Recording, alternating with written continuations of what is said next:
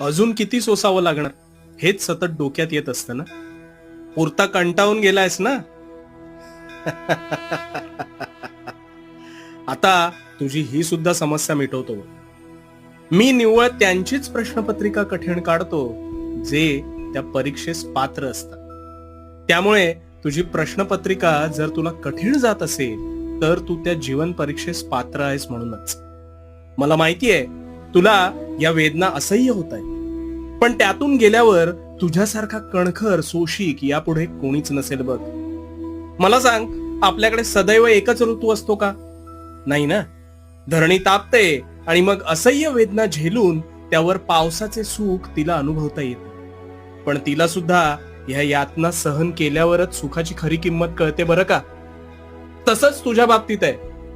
तुझी ही सुद्धा वेळ सरून जाईल आणि लवकरच तुझा सुवर्ण